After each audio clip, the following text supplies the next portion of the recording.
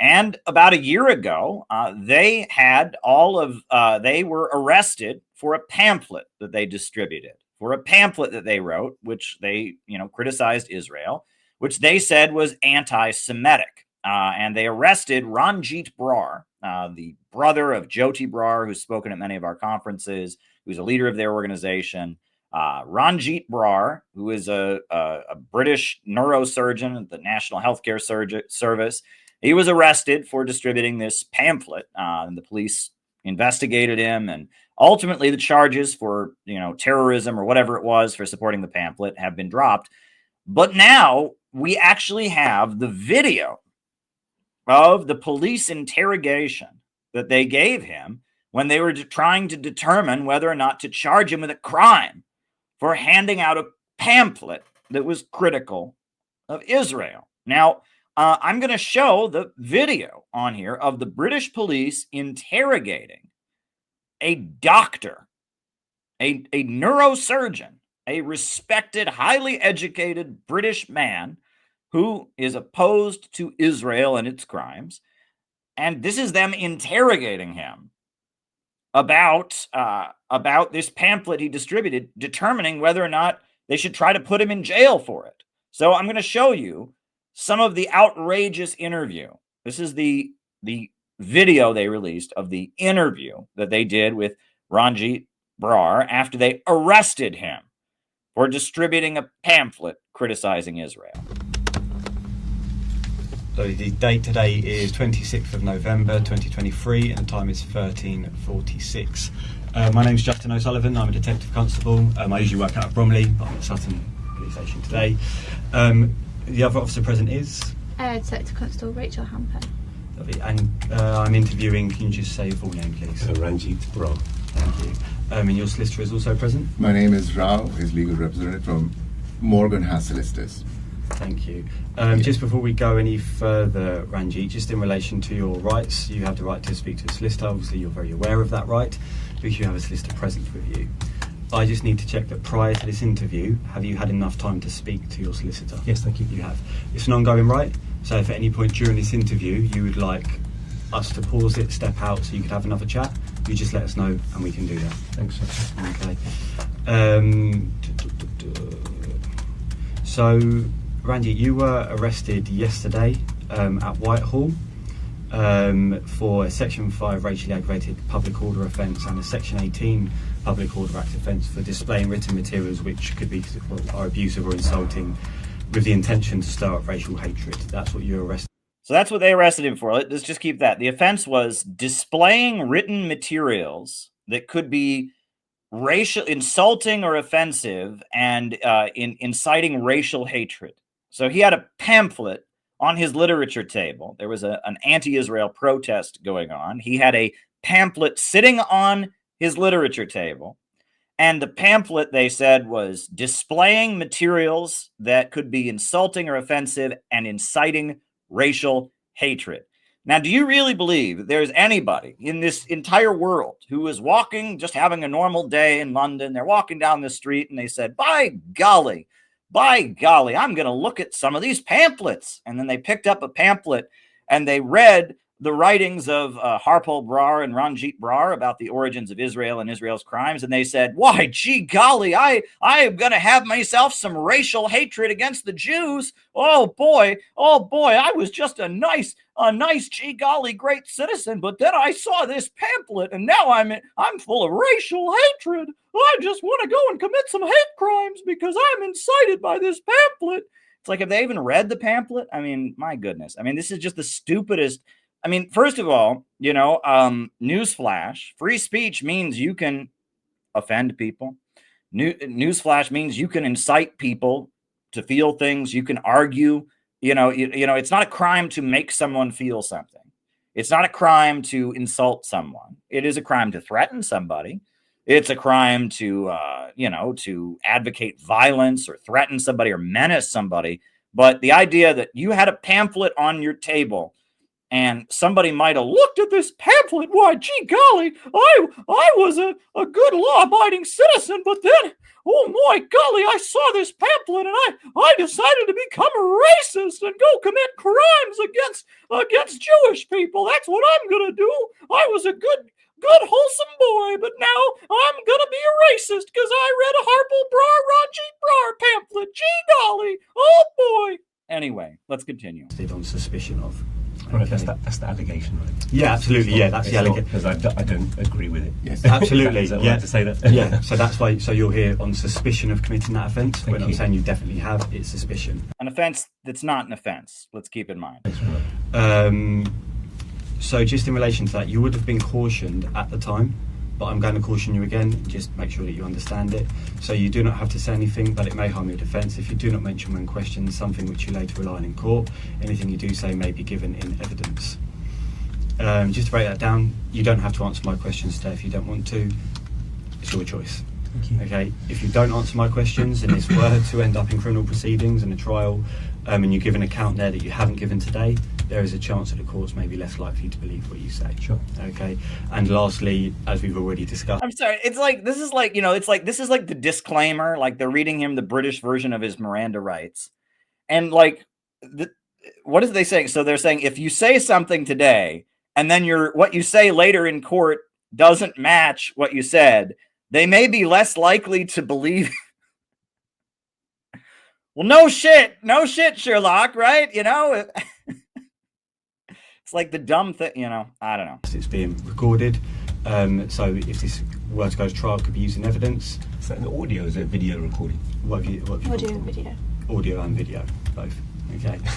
So if it were to go to trial, it could either just be played out, or sometimes what they do is they transcribe it and it just gets read out. Do you understand all of that? I do, thank you. Lovely. Just So, just in relation to what you have been arrested for, can you just tell me what happened yesterday? Oh, sure. So there's a demonstration in support of Palestine. Essentially, those demonstrations are happening because we feel there's a genocide happening. A civilian population are being targeted as part of like a 100-year history. But it's a big episode. So I'm a doctor. I've got many friends in the medical community, including people who have been and served, and operated on these trauma victims. And it's very distressing to see that there are 15,000 people have died, civilians, 5,500 children. So there are these very big demonstrations. I think people feel rightly very strongly about it. So I went down to the demonstration and I took some friends and we set up a small stall with some literature to meet people and discuss with them and support the demonstration. There's nothing new in our literature. It's kind of widely available literature. All of them have ISBN numbers. They've been registered in the normal way publications have been. Okay. So our party is also a publication house. So we operate as a publisher. Our party is also it's a registered political party. And so we have the ability to stand elections should we want to do so. So we're part of that democratic process, if you like. And when we publish our books, we have an ISBN number. Copy goes to the Bodleian Library, I think the Cambridge Library, to the National Library. So there's nothing new or untoward about our literature. The historical works, and with political analysis as well. Anyway, I had the books out, and very uneventful, speaking to some people. Had lots of conversations with the police around. There are lots of police, but they're honestly very friendly. John Duggan was an officer who was PC, was very near us, and I was just having chats with him about things during the demonstration. And then there was an officer, I think McIntyre, Inspector McIntyre, who I'd seen a couple of weeks ago, or 4 weeks ago, demonstration. We were saying hello. Very friendly, very cordial, nothing untoward. Standard. I was only planning to go down for a few hours because we've got lots of family things going on, so I was just going to go home again. Then we had this chat. I saw McIntyre again, I think it was Inspector McIntyre, went off. And he came back a little later and said, "Oh, no, I have been told I have to confiscate your books." But he didn't take any books, he just took that group of books that you got over. I have to confiscate your books, right? Because it's dangerous, right? Somebody might drop one of those books and break somebody's toe.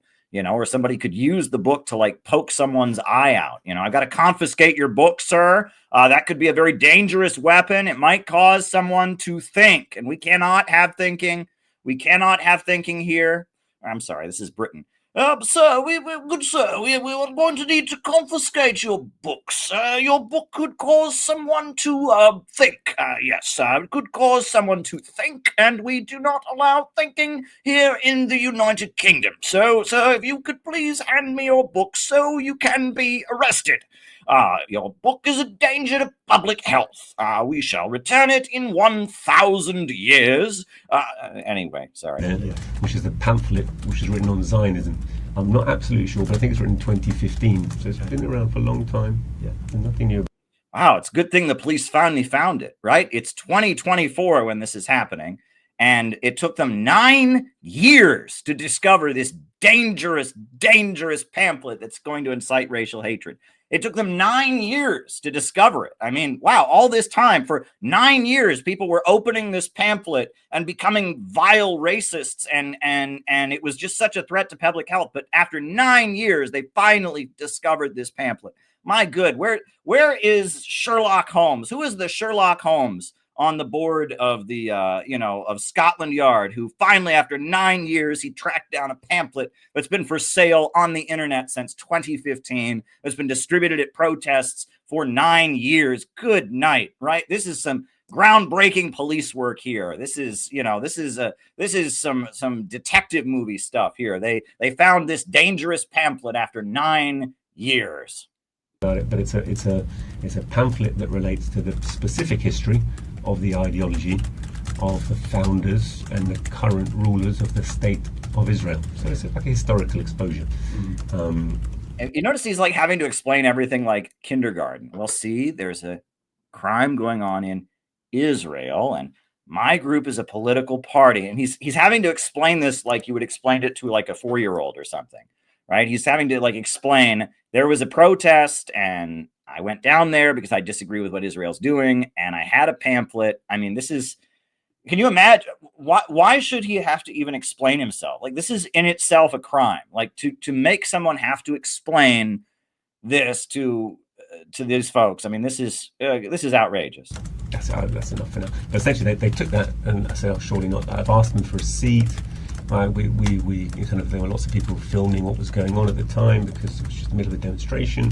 It generated a lot of interest, actually. People were trying to grab the book and take it was like if I wanted to sell the book, I should do this in the future. But everyone suddenly wanted the book. But he took it anyway, and he allowed me to write down his name and a few other names which I've got somewhere. It might be in the things that were taken from custody. And they went away. Basically, no hard feelings, carried on. And it was carrying on with, meeting people, talking, totally peaceful.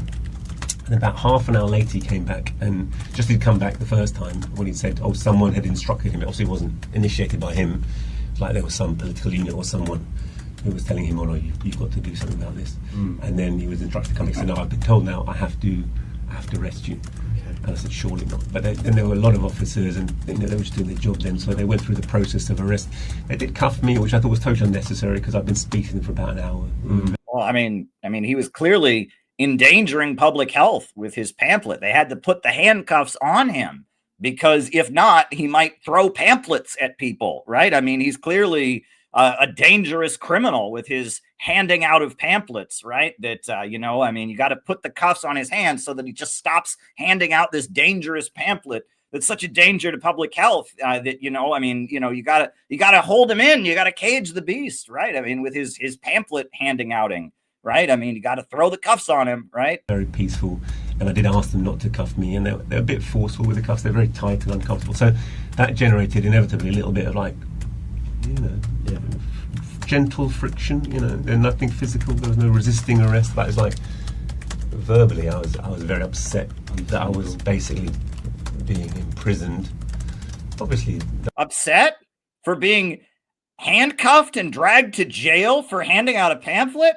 Oh my goodness. How can you be upset about that? It's not like we're living in a democracy or anything like that. It's not like we're told from the time that we're babies that the reason that we're so lucky to live in the so-called West is because of our freedom. It's not like every time they demonize a government, they say, well, they don't have free speech, but that's what we have in Britain and America is freedom of speech. Why would he be mad about that? Why would he possibly be upset about the fact that they're throwing handcuffs on him because he had a pamphlet on his literature table? They're treating a neurosurgeon, a professional doctor who is doing his duty when he sees crimes against humanity happening in Gaza and Palestinians being killed. He's upset about the fact that they arrested him. I can understand why he might be upset. I think the fact that he even has to explain himself, like, they arrested me because I had a pamphlet on my literature table. That in and of itself is worthy of somebody getting upset. Like, why does he have to explain why he was upset? Why does he have to explain this? I don't know how much more of this I want to go through, because this is just like, are you serious? Like, everything he's having to explain, like next he's going to explain. It's like, why does he have to explain himself? He did not do anything wrong except exercise his free speech and call out genocidal crimes against the Palestinians. And he's having to explain himself like he's accused of murder or something. This is outrageous. Officers were doing their job and someone's told them I'm committing a crime. But as far as I'm concerned, no crime was being committed. And it's deeply, I've got very limited. The calm that he's displaying here, Ranjeet is a saint here. He has the patience of a saint. He's like, as far as I'm concerned, no crime was committed. Well, no shit, no crime was being committed. They're committing a crime against you by making you go through this entire degrading process. That's what's going on. My goodness. I am blown away by Ranjeet's cool demure. My hat off to him. I can't imagine that I would be so calm under such circumstances. Limited time. I know we all have, but it's just been deeply disruptive to my life and weekend, and it just feels like harassment. And to be honest, these officers didn't want to do it. It wasn't an issue made by them. I do feel that they're under tremendous political pressure to make arrests and to produce this, and so the whole thing was a bit of a, to me, a storm in a teacup and unnecessary. But that's, in terms of the events, that's what happened. Okay, you mentioned about 4 weeks ago, you mentioned that you were at another one of these sort of rallies engaging with people, police and so on. Did you have those books then? Yeah, in fact, so the first time we ever took this, or one of the first times we took this on the street, which was ages ago, was at the time when, Jeremy Corbyn was being very much accused of anti-Semitism. Yes. This was a back and forth thing. And for that reason, at that time, this had just been published, and someone, actually there were a group of Zionist activists who were outside one of Jeremy Corbyn's meeting, and they made a big fuss about it. Okay. And they gave it to the police, and the police took it at that time, and I gave my details to the police. That was like, I'm thinking 2015. Okay. So this has been in the possession of the police for 8 years. But keep in mind, this pamphlet that was so dangerous, they had to arrest him for it. The police confiscated one 8 years ago, and they've had it for 8 years in their own files, and they didn't arrest him. Now, you're telling me this pamphlet is so dangerous, they had to throw handcuffs on him. But 8 years ago, they picked one up and took a look at it and decided to do nothing. Like, can anyone believe that putting Ranjeet Brar in handcuffs for handing out a pamphlet, can anyone honestly tell you that this was about protecting public safety? And nothing came of that. Okay. Did they ever call you or speak to you about that, the police? Never. And someone also took, I think, 2 copies. They didn't take all of them, took a couple of copies. I forget the date, because I don't think it was the 11th. It was maybe a couple of weeks before the 11th. So towards the end of October, one of those demonstrations, which is where it was the Marble Arch. It was the first Marble Arch, the 300,000. First weekend there was something at the BBC. Second weekend there was a Marble Arch to Hyde Park or something. Marble Arch to Downing Street. It was this demonstration. So they took a couple more then recently, and again nothing came of it. I know there's been a lot of political pressure. If you look in the media, I mean, I don't feel it personally, but you can see it in the media. Absolutely. So just in relation to, you were there, you said you were there with some friends. As you're fully aware, there's 3 other people that were also arrested with you. Was there anyone else with you, or was it just those three people? No, just those three. Just those three. I mean, I do feel really sorry for little Ethan. I mean, he's a lovely little boy. He's a GCSE student, basically. Yeah. He's the kind of student that would be sent to me for work experience to look around the hospital. But he's very switched on. He's very intelligent. He's got just done his GCSEs. He's got all 9 in his GCSEs. He's a lovely boy. He's never done a thing in his life. I don't know even if he's read the book or is aware of the book. Okay. He's just standing with us at the stall. Yeah. I think it was very unfair to arrest him. If I'm honest with you, I don't think it's right to even question him. I don't think he'd know the contents of the book particularly. He's someone who's learning. He could become anything and do anything, and he's not really he's just come to us and is interested. So we speak to him about politics. Like I speak. Wow. Like I teach He's saying that one of these people who was arrested, they didn't just arrest Ranjeet, who's an experienced activist, who's a writer, speaker, and also a doctor. They arrested a university-age student who's very new, who doesn't even know the content. So some college kid who was just kind of hanging out, and a friend of Ranjeet's or whatever, and he was hanging out at the booth, and the police arrested him also. Can you talk about something that is an outrageous act? So this university kid who's not a member of their group, who just is like their friend, right? And he happens to be walking by the literature table. He's talking with them, and they drag him to jail also for the pamphlet that's on the literature table. This is absolutely outrageous, right? So not only is it a crime to have a pamphlet on your literature table, it's a crime to have a friend who had a pamphlet on their literature table. This kid Ethan, who's not a member of their organization, who's a young university student, who's very new to everything, they dragged him to jail just for standing next to the literature table. Are you seeing how outrageous this absolutely is? Yes, this is particularly crazy. anyone about history, but he's a lovely boy. So really, I think the other two are adults. They can speak for themselves. They're members of the party. They will be able to answer for themselves. Yeah, and I was always asking Ethan, because he's 16, he's technically, he's in medicine, what I would call Gillick competent. This is a 16-year-old kid, a minor, who happened to be by the table when they arrested him, right? They're using him as a scare tactic, right?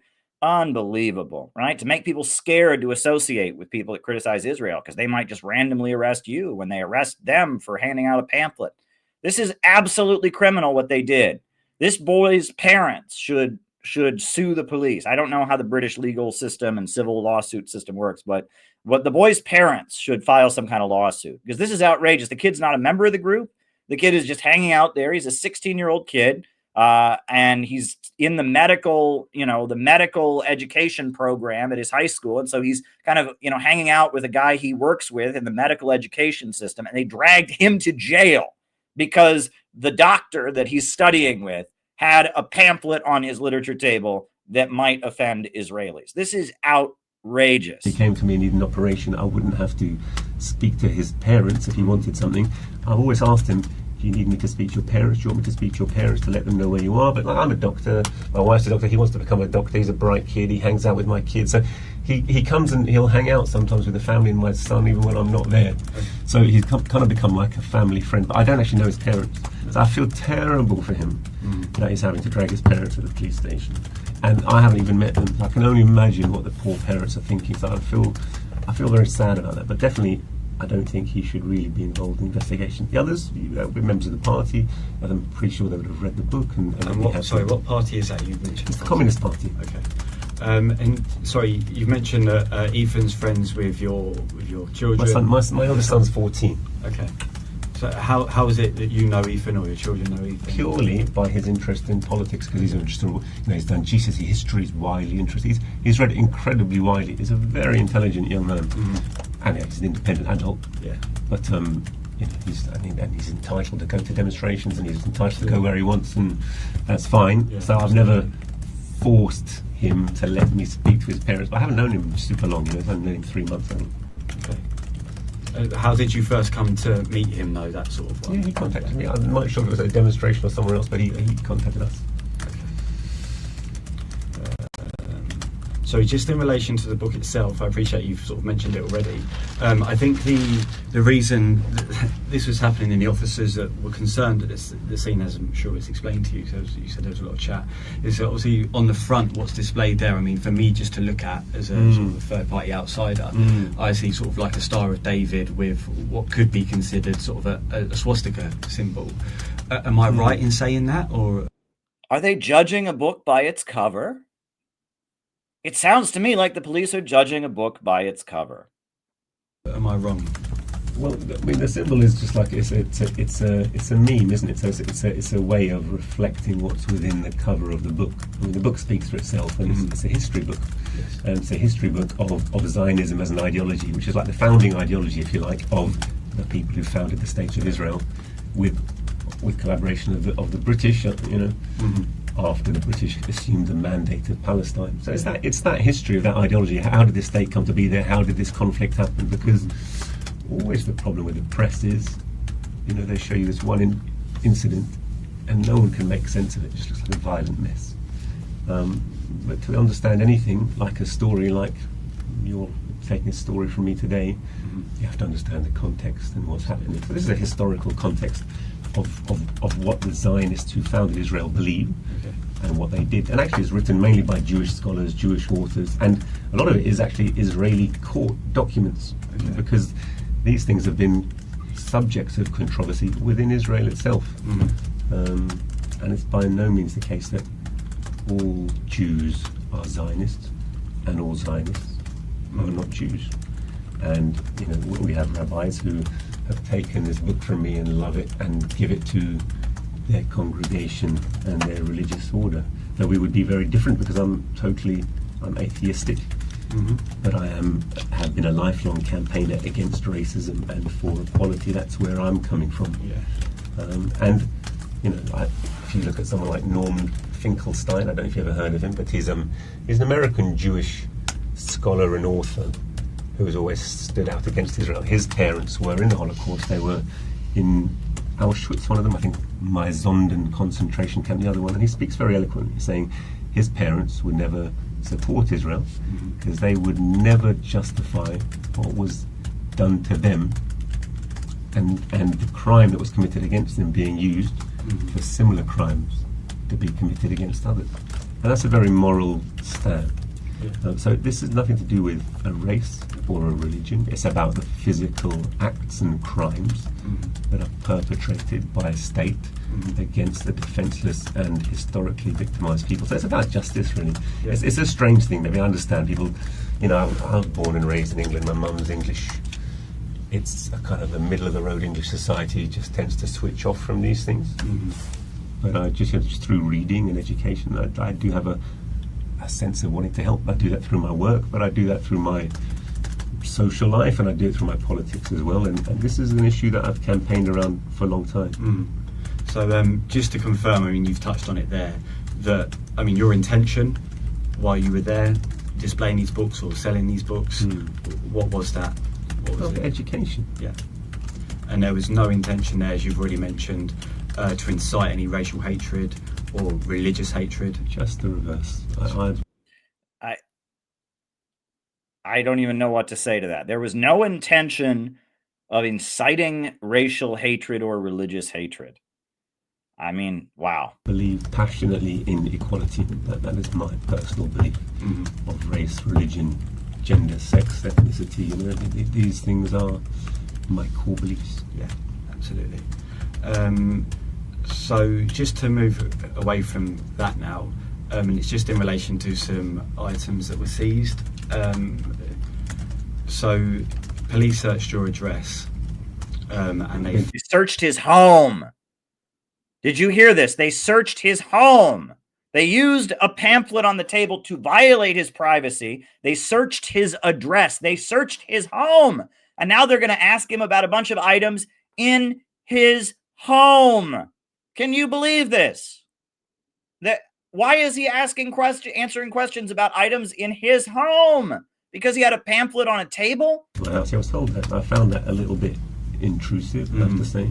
I found that a little bit intrusive. A little bit intrusive? They didn't like a pamphlet you had on a literature table at a protest, so they searched your home. Oh my God. Yeah. And they've seized some items. So there was a Dell laptop, a couple of hard drives, one's a Hitachi hard drive and one's a Seagate. There was also a Samsung mobile. Just in relation to all of those devices, if we were to look at those devices, would we find anything on those devices that could be considered criminal or extremist or anything like that? Not, no. I mean, the laptop and the phone is a bit frustrating. I hope you're not going to have to hold on to them because they're my work laptop and phone. Okay. So I'm a surgeon. I have to do a lot of remote clinics and remote working. So I've got, and I was told a dictaphone as well, but maybe I was told that wrong. Sorry, there is a dictaphone as well. Sorry, I was looking purely at the devices that would hold.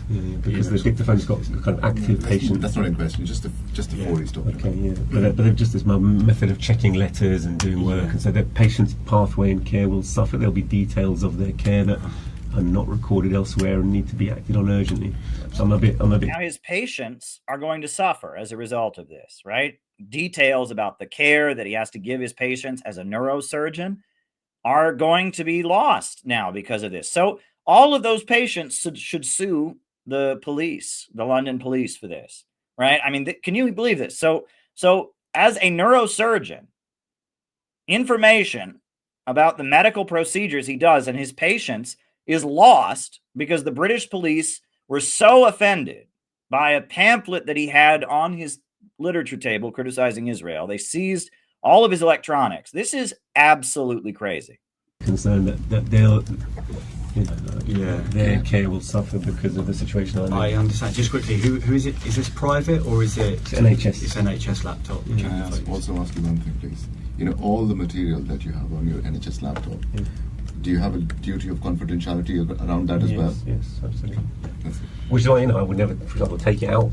No. I do take it between work and home. So now not only is his privacy being violated, but the privacy of all of his patients as a doctor is being violated. They have confidentiality. Your medical information is private, right? So as a doctor, they took a doctor's laptop. So all of his patients' private medical records and business is now in the hands of the British police. Now, if this is not a crime against free speech, I don't know what is. For example, anybody else to look at it, you are covered under that duty of confidentiality, right? You would not want to share that with anybody else. Client details and stuff like that. That's it.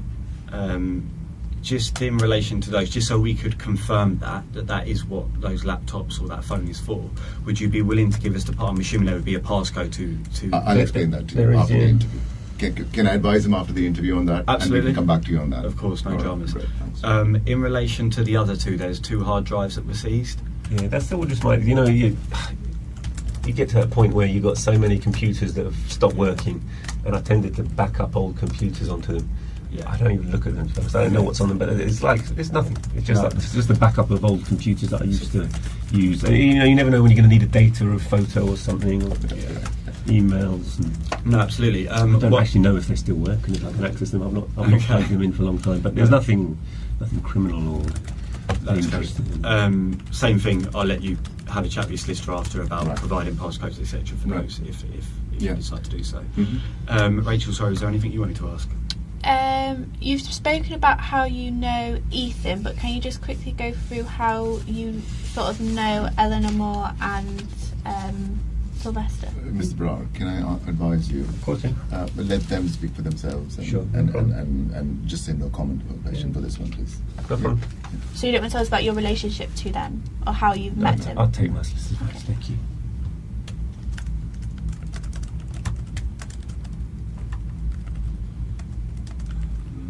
Keep Rachel, sorry. Anything else you want to ask?